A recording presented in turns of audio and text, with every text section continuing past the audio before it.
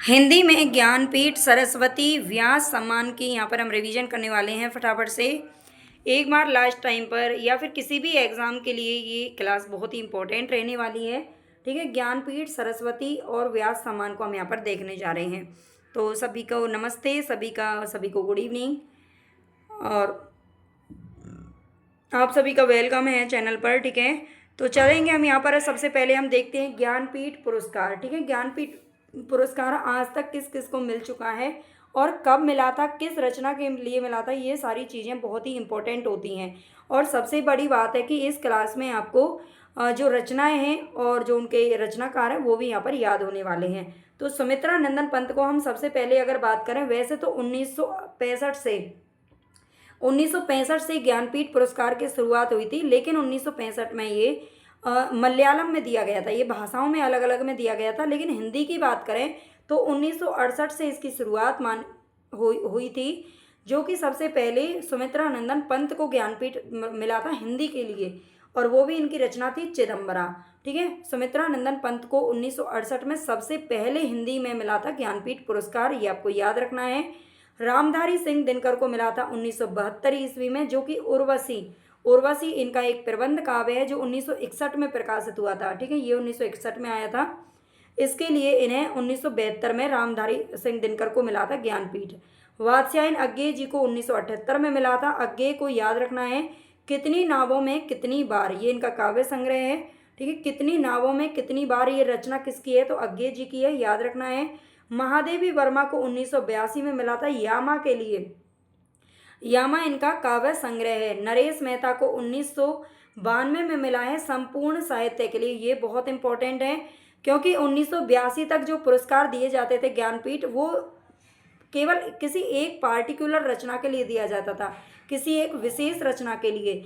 लेकिन इसे 1983 से, ठीक है, 1983 से इसे ध्यान रखना है आपको, 1983 से ये सभी जो संपूर्ण साहित्य है ना, उसे देख करके दिया जाता था कि भाई संपूर्ण जो साहित्य लिखा है वो किसका कितना अच्छा है। तो इस पर ज्ञानपीठ दिया जाने लगा, और ज्ञानपीठ हिंदी में सबसे पहले संपूर्ण साहित्य पर नरेश मेहता जी को मिला था 1992 में, याद रखना है। निर्मल वर्मा को 1999 में संपूर्ण साहित्य के लिए मिला। इसके बाद फिर सबको संपूर्ण साहित्य पर मिला है। ठीक है, याद रखना है, निर्मल वर्मा 1999। इसके बाद कुंवर नारायण को मिला था 2005 ईस्वी में। ठीक है, 2005 में मिला था, याद रखना है। श्रीलाल शुक्ल एवं अमरकांत, इनको 2009 में मिला था, इंपॉर्टेंट है। कुंवर नारायण खूब पूछा जाता है। ठीक है, कुंवर नारायण, नरेश मेहता खूब पूछे जाते हैं। केदारनाथ सिंह को 2013 में मिला था। कृष्णा सोवती को 2017 में मिला था। ये इन सभी को संपूर्ण साहित्य के लिए मिला है, तो वो मैंने यहाँ पर डाला नहीं है।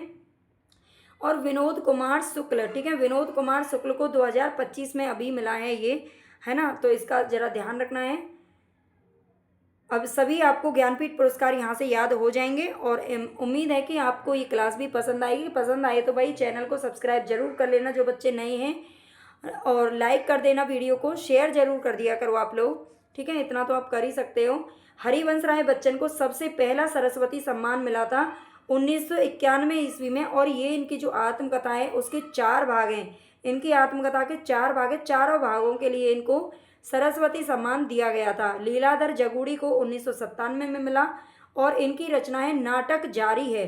ठीक है, लीलाधर की क्या है, नाटक लीलाधर का अभी भी क्या है, जारी है। लीलाधर तो आप जानते ही हैं किसको बोलते हैं, तो कृष्ण भगवान को लीलाधर के नाम से जाना जाता है।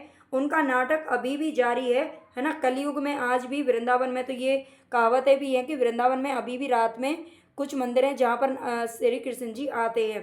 ये नहीं पता वहाँ आते हैं नहीं आते हैं, लेकिन अभी भी वो विराजमान है, ये बिल्कुल सत्य बात है। नाटक अभी भी जारी है, तो ऐसे आप ट्रिक लगा सकते हो। 1997 में मिला था। गोविंद मिश्र को 2013 में मिला था धूल पौधों पर। ठीक है, इस रचना के लिए इनको सरस्वती सम्मान मिला था, धूल पौधों पर, गोविंद मिश्र को। रामदरस मिश्र को 2021 में मिला था मैं तो यहाँ हूँ। ठीक है, मैं तो यहाँ हूँ, इस रचना के लिए इनको 2021 में मिला था सरस्वती सम्मान। इसके बाद जो 2022-23 के हैं वो और जो भाषाएं हैं उनमें दिए गए हैं। यहाँ केवल हम हिंदी की बात कर रहे हैं, तो थोड़ा सा ध्यान रखिएगा। ठीक है, व्यास सम्मान की अगर बात करें तो व्यास सम्मान किस किस को आज तक मिला है, यहाँ पर मैंने साहित्य अकादमी नहीं लिया है क्योंकि बहुत सारे लोगों को आज तक मिला है, तो उसके लिए एक अलग से मैं क्लास डाल दूंगी, ठीक है। डॉक्टर रामविलास शर्मा को मिला था 1991 में व्यास सम्मान मिला था भारत के प्राचीन भाषा परिवार और हिंदी के लिए। शिव प्रसाद सिंह को मिला था नीला चांद के लिए 1992 में। ये इनके जो प्रकाशन वर्ष हैं वो इतने जो मिला है जिस समय पर वो इतने ज़रूरी नहीं है, लेकिन इनकी रचनाएं बहुत ज़रूरी हैं, ठीक है। इनसे ज़्यादातर रचनाएं आपको पूछी जाएंगी और ये जो सन है वो बहुत कम चांस है पूछने के, नहीं पूछा जाता है, ठीक है। शिव प्रसाद सिंह को नीला चांद के लिए मिला है। गिरजा कुमार माथुर को 1993 में मैं वक्त के हूँ सामने, ठीक है, ये गिरजा कुमार माथुर की रचना है, मैं वक्त के हूँ सामने, इस पर व्यास सम्मान मिल चुका है। धर्मवीर भारती को 1994 में मिला था सपना अभी भी धर्मवीर भारती का, ठीक है, सपना अभी भी धर्मवीर भारती को 1994 में व्यास सम्मान मिला। कुंवर नारायण को आत्मजयी के लिए मिला था 1995 में। आत्मजयी इनकी कठोर उपनिषद से ली गई है, ठीक है, नचिकेता प्रसंग पर आधारित है। राम स्वरूप चतुर्वेदी को मिल चुका है किसके लिए, हिंदी साहित्य और संवेदना का विकास के लिए, ठीक है। इनका एक पुस्तक है हिंदी साहित्य और संवेदना का विकास, ये गद्य विधाएं इसमें बहुत अच्छे से दी गई हैं। 1996 में दिया गया था इनको। केदारनाथ सिंह को दिया गया था उत्तर कबीर तथा अन्य कविताएं, इस रचना के लिए केदारनाथ सिंह को मिला था उत्तर कबीर तथा अन्य रचनाएं कविताएं। गोविंद मिश्र को दिया गया था 5 आंगनों वाला घर, इस उपन्यास के लिए। गोविंद मिश्र का ये उपन्यास है, इनको सरस्वती सम्मान भी मिल चुका है। अभी हमने देखा था धूल पौधों पर, इसके लिए गोविंद मिश्र को सरस्वती भी मिला था। और इनको 5 आंगनों वाला घर ये उपन्यास इन्होंने लिखा था जिस पर व्यास सम्मान मिला था। श्री लाल शुक्ल जी को 1999 में मिला था विश्रामपुर का संत, इस उपन्यास के लिए, ठीक है। विश्रामपुर का संत उपन्यास किसका है, तो ये श्री लाल शुक्ल जी का है। इनका एक राग दरबारी उपन्यास भी है, 1968 में आया था। गिरिराज किशोर 2000 ईस्वी में मिला था पहला गिरमिटिया, ठीक है, पहला गिरमिटिया के उपन्यास के लिए इनको 2000 में मिला था। रमेश चंद्र साहा को 2001 में आलोचना का पक्ष, ठीक है, रमेश चंद्र साहा का है आलोचना का पक्ष, जिसके लिए व्यास सम्मान मिला। कैलाश वाजपेयी पृथ्वी का कृष्ण पक्ष, ये किसकी रचना है, तो कैलाश वाजपेयी की है, जिसके लिए व्यास सम्मान मिला है।